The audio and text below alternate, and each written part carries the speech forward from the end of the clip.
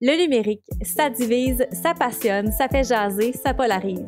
Temps moderne, c'est un temps d'arrêt précieux pour réfléchir aux enjeux du moment et laisser émerger la nuance. Dans cette série, on parle médias sociaux. Aujourd'hui, être vrai, est-ce que ça se peut sur les médias sociaux? Le vrai du faux n'est pas toujours simple à distinguer dans l'univers des médias sociaux. Entre le besoin de désirabilité sociale et le flou entre la sphère privée et publique, il convient de se questionner sur ce qu'on veut dévoiler, la manière de le faire, le respect des limites de chacun et notre pouvoir d'influence. Avec l'apparition et l'usage de plus en plus répandu de fonctionnalités telles que des filtres qui permettent aux utilisateurs de contrôler l'image qu'ils veulent projeter, la notion d'authenticité est souvent remise en question. Depuis quelques années, plusieurs ont tenté de briser certaines normes et standards afin de promouvoir le réel, le vrai. Face à cette recherche d'authenticité, de nouvelles plateformes voient le jour, telles que BeReal. Mais l'authenticité, est-ce que ça se peut vraiment sur les médias sociaux? Pour discuter de notre sujet du jour, je reçois Lisa McLaughlin et Pascal Dufresne. Lisa est technicienne en éducation spécialisée, bachelière en intervention toxico, santé mentale et études autochtones. Elle est présentement conseillère en réussite scolaire au Conseil d'éducation des Premières Nations et très active sur les médias sociaux sous le nom de Créateurs éducatifs, qui est aussi une plateforme dans laquelle on retrouve des ressources variées. Et de son côté, Pascal est conférencière, chargée de cours à l'Université de Montréal, auteure de 3 livres dont Oser être vrai dans un monde faux et Être leader-créateur, qui nous ont amené d'ailleurs à te contacter pour ce balado. Elle était aussi coprésidente de Leadership Inspire et Lab, qui est une firme spécialisée dans le développement du leadership authentique et humaniste. Bonjour à vous deux, merci d'avoir accepté de participer à ce balado. Être vrai, est-ce que ça se peut sur les médias sociaux? Pour mettre la table, j'ai envie de vous poser une première question. L'authenticité, qu'est-ce que ça signifie à l'ère des médias sociaux d'abord?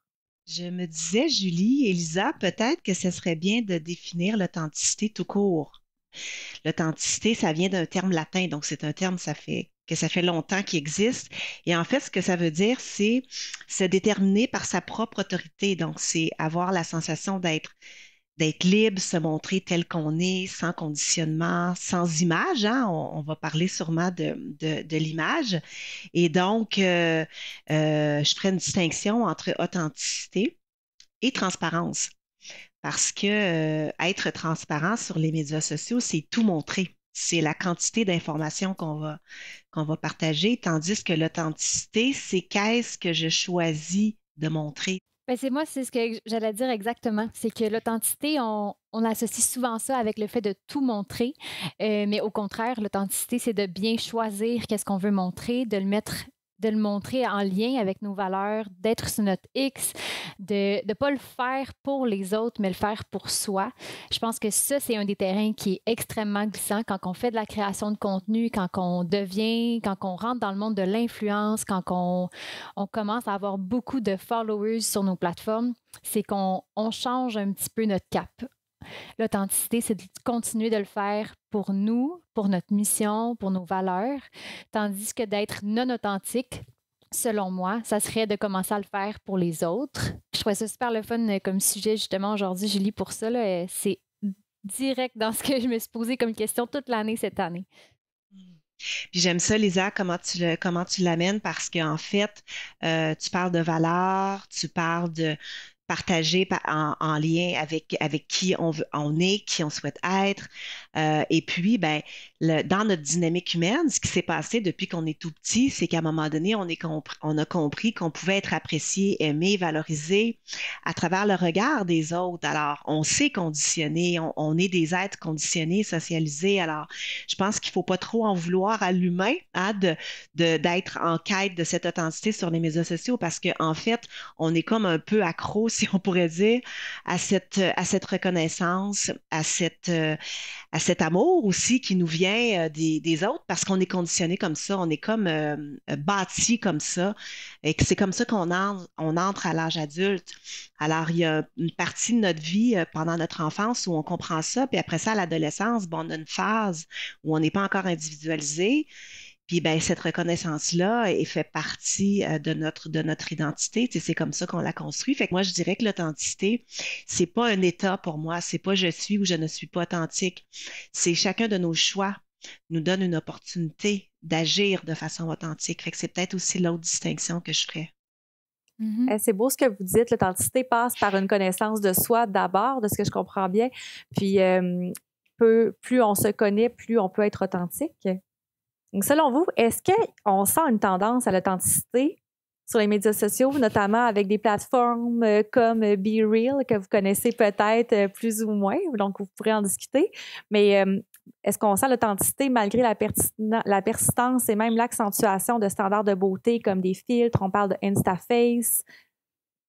Il faut défaire certaines généralisations qu'on fait souvent avec les réseaux sociaux. La première chose que j'ai envie de parler, c'est le fait que, surtout sur Instagram, moi, c'est la plateforme que j'utilise le plus parce qu'on reste dans une communauté qu'on a choisie. Donc, les gens qui me suivent parce qu'ils aiment mon contenu. Je les suis en retour parce que j'aime leur contenu, parce qu'il n'y a pas de trigger, il n'y a pas de... la communauté, elle est positive. Donc, pour moi, de passer par ma plateforme Instagram pour commencer mon chemin vers l'authenticité, ça a été bien plus sécuritaire que de passer par les gens que je côtoyais au quotidien dans ma vraie vie, si on veut mettre en guillemets. Là. Je pense qu'il y a beaucoup de gens qui sont en grosse question identitaire, qui sont en crise identitaire même, qui n'ont pas nécessairement le guts de se présenter authentiquement aux gens qui côtoient tous les jours. On peut penser, entre autres à moi, j'ai fait mon coming out bisexuel sur ma plateforme Instagram avant même de le faire, aux gens que je côtoie tous les jours parce que je sentais que la communauté dans laquelle je me trouve sur Instagram, elle est sécuritaire pour moi pour faire ce genre d'annonce-là. On peut penser à toutes sortes de façons que les adolescents peuvent être eux-mêmes dans une communauté qui choisissent et non justement des gens qui ont été un peu imposés parce qu'ils les côtoient à l'école, dans leur milieu de travail. Quand on arrive à l'âge adulte, j'ai l'impression qu'on se pose cette question-là. Assurément, est-ce que le cercle d'amis que j'ai choisi, est-ce que je l'ai vraiment choisi? Est-ce que c'est le cercle qui correspond à mes besoins, à mes valeurs, à mes besoins en tant que personne adulte? Deuxième chose que je voulais parler, c'est les filters. Donc, moi, ça fait quand même 2 ou 3 ans que j'ai décidé de ne plus mettre de filtres dans mes stories, dans mes posts. Tous ceux qui changent l'allure de la peau, qui changent les pores de la peau. Je fais de l'acné et maintenant, j'en suis très fière. Je le prône, je le dis, les peaux acnéiques sont belles aussi. Je parle de ma relation avec mon image corporelle, je parle de mes troubles anxieux, ma dépression, j'ai parlé du deuil de mes parents, j'ai parlé de l'anomalie cardiaque à mon garçon. C'est des choses que je partage, mais pas en transparence, mais bien avec authenticité parce que je veux que les gens voient c'est quoi la réalité derrière la photo Instagram. Moi, je vais souvent faire des stories. Voici ce que je vous poste, mais regardez ce qu'il y a derrière. Moi aussi, mon lavabo, il est plein de vaisselle. Puis moi aussi, mon plancher, il est sale. Puis moi aussi, j'ai une pile de livres à lire que j'arrive pas à lire. Fait que je pense que c'est tout ça mis ensemble. Les gens, ils ont-tu le goût de voir ça pour de vrai? Peut-être pas. Mais sur Instagram, ce qui est bien, c'est que les gens qui veulent pas voir ça, ben ils s'abonnent pas à toi. Fait que tu le sais que les gens qui te suivent sont là parce que ce que tu postes fait du sens avec leur vie aussi. Fait que c'est comme avoir une espèce de validation. C'est vraiment dans la réciprocité que ça se passe Instagram.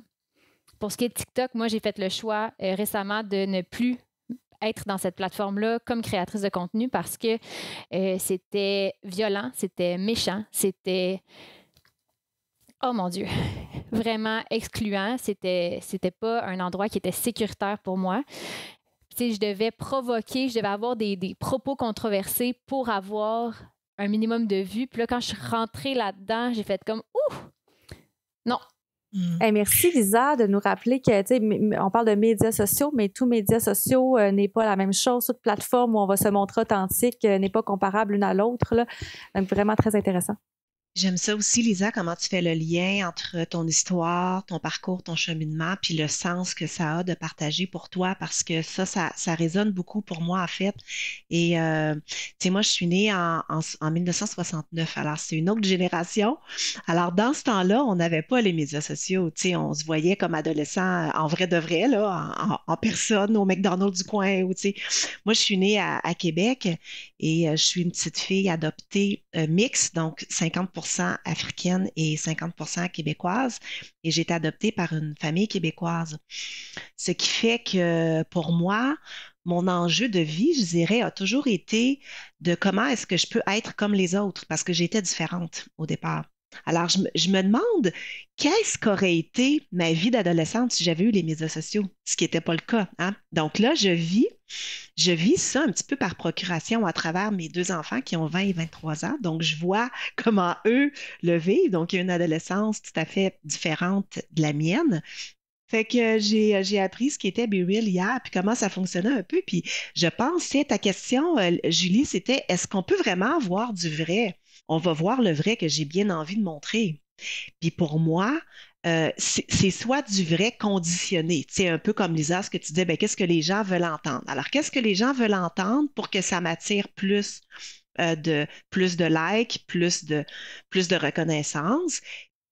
De manière plus générale, la tendance, est-ce que vous la sentez plus vers la volonté d'authenticité ou vers une volonté de prendre le contrôle de l'image qu'on projette, de perfection? Je pense que c'est devenu une mode. Puis là, je sonne comme un vieil homme blanc cisgenre. C'est une mode, ça va passer. Mais en même temps, c'est pas faux par rapport à l'authenticité sur les médias sociaux. Je pense que tout le monde a sauté dans le bateau quand il est arrivé. OK, on enlève les filtres. OK, on se met sur les plateformes en jogging puis en top de sport avec la couette Tu sais, moi, j'ai beaucoup suivi de mamans en pandémie, les nouvelles mamans en pandémie. Ce n'était que ça. On était cru, on était raw, on était vraiment simple et nous-mêmes. J'ai adoré ça. Ça a vraiment défait des mythes par rapport à mon expérience de la nouvelle maternité. Je pense qu'il y a beaucoup de sujets sur lesquels l'authenticité a fait du bien, même si l'authenticité pouvait des fois être forcée ou un peu exagérée. Mais je pense que sur certains sujets, ça peut faire du bien de se voir dans d'autres gens, d'avoir l'impression de ne pas être toute seule à vivre certaines choses, certains grands changements. Je pense que pendant la pandémie aussi, on avait besoin de cette expérience du vrai, cette expérience de la détresse chez l'autre que nous-mêmes, on vivait. Je pense que ça a fait exploser le phénomène d'authenticité sur les réseaux sociaux. Mais je pense qu'il y a beaucoup de gens, malheureusement, qui l'utilisent maintenant et qu'on le sent que ce n'est pas vrai. Donc, quelqu'un qui fait une publication, le partage en story, allez liker ma dernière publication, je vous fais un real talk. Mais comme clairement, si ton but, c'est que j'aille cliquer et que j'aille te donner un like, ben, moi, je te sens pas authentique. En fait, il y a beaucoup de mots qui ont été galvaudés comme ça de nos jours. Mhm. L'authenticité, la bienveillance, on en est un autre. Fait que là, on s'est accaparé de ces mots-là. On en a fait des modes, on les a galvaudés tellement qu'ils en ont perdu leur sens et on les monétise. Tu sais, en tout cas, moi, dans mon domaine, le leadership authentique, le leadership bienveillant. Puis là, il y a des professionnels de ces disciplines-là qui apparaissent un petit peu partout. Alors, sur les médias sociaux, c'est la même chose. C'est comme rendu des injonctions. Donc, il faut être bienveillant, il faut être bon, il faut être authentique. Il faut. Si je vais me créer une image authentique, parce que c'est ça qui attire maintenant, ben ça reste toujours bien une image. Tu sais. Ben oui, c'est ça. Ça devient une image de marque, l'authenticité. Fait que, tu sais, il faut comme essayer en tant que consommateur de médias sociaux de distinguer maintenant qu'est-ce qui est du vrai authentique versus du faux authentique. Puis là, ça devient tellement une espèce de labeur là, pour les adolescents, les jeunes là, qui entrent sur les médias sociaux, qui connaissent rien à la polarisation extrême des médias sociaux, des algorithmes, de tout le faux qui existe avec les filtres, mais aussi avec ce qu'on décide de partager. Ils se comparent avec des modèles qui n'existent pas, qui sont irréalistes, qui sont exagérés. Mais vu que ces mêmes modèles-là prônent être vrais puis authentiques, bien, ça devient tellement confusant pour nos jeunes qui n'ont pas encore la maturité puis une identité qui est assez solide pour faire la différence avec tout ça. C'est pas l'étape où il est conscient encore, c'est l'étape où l'estime est nourrie par la reconnaissance. On veut faire partie, on veut appartenir au groupe et on est en train de forger notre identité. Fait qu'à la limite, si en t'entendant, Lisa, puis tu travailles plus avec les jeunes que moi je travaille plus avec les plus âgés, mais je me dis, puis là, je dépose la question parce que j'ai pas la réponse, mais quel impact ça a, ces médias sociaux, sur ces jeunes qui sont en pleine construction identitaire, tu sais, puis ça, c'est la réponse. Je l'ai pas parce que moi, comme je dis, c'est un petit peu plus loin de moi parce que je l'ai pas vécu, mais je suis en train, en vous parlant, de me dire, mais mon Dieu, quel impact ça peut avoir quand je suis en train de construire mon identité et que j'ai toute cette pression extérieure-là qui est tellement significative. J'ai entendu dans un tout autre contexte Pascal parler de la vulnérabilité D'après vous, ça serait quoi les avantages et les limites de se montrer vulnérable sur les médias sociaux? Bien, d'abord, on a besoin de vulnérabilité dans nos vies parce que sans vulnérabilité, il n'y a pas de réelle connexion humaine, hein, parce que la vulnérabilité, c'est accepter de se montrer, c'est accepter de s'exposer, c'est ressentir du doute. En fait, c'est l'émotion des émotions, hein. Quand on doute, quand on n'est pas sûr, quand on fait des erreurs, quand on vit des adversités, ben, c'est de la vulnérabilité. Fait que maintenant, fait que pour moi, la vulnérabilité, si on s'en sauve pas, être humain, c'est être vulnérable. Fait que ça, maintenant, c'est quelle portion de cette vulnérabilité-là je choisis de montrer. Pour moi, c'est un peu ça la question. Fait que comment moi j'ai résolu ça pour moi? Parce que je fais des partages sous forme de témoignages, j'écris des livres, fait que, tu sais, je me livre comme personne. Euh, Fait que pour moi, c'est toujours de me poser la question au nom de quoi je le fais. Pourquoi c'est important que je partage ça? Puis quand ça a un sens, pour moi, le sens, ben, c'est un sens éducatif. Inspirer des gens, par exemple, à des processus de changement, éduquer, informer. Ben, si le sens est clair, je partage. Si le sens n'est pas clair, tu sais, c'est un peu égo ou sens, je dirais. Moi, c'est ça ma dualité. Fait que l'ego, c'est comme, ben, ça me nourrit moi, tu sais, c'est bien le fun. Je vais être vue parce que je suis bien bonne d'avoir accompli telle affaire puis fait telle affaire. Je suis pas à la bonne place. Puis ça, ben, c'est juste nous qui le sait, hein, de l'intérieur. Où il y a un sens. Et si mon sens est clair, ben, euh, au nom d'une valeur, comme Lisa disait en tout début d'entrevue. Alors, pour moi, c'est ça la question de fond. Ben, je pense que, puis je suis complètement d'accord avec ce que tu dis, mais j'ai un petit bémol parce que je pense qu'en tant que femme, on nous refuse souvent cet ego-là, de vouloir qu'on se montre en train de réussir, qu'on se montre en étant bonne dans quelque chose qui n'est pas être une mère, être dans le prendre soin, être dans le faire des sacrifices. Je pense que c'est bien aussi de nourrir notre ego féminin collectif, de se dire on est capable de la réussite, on est capable d'avoir des diplômes, de rayonner dans nos domaines.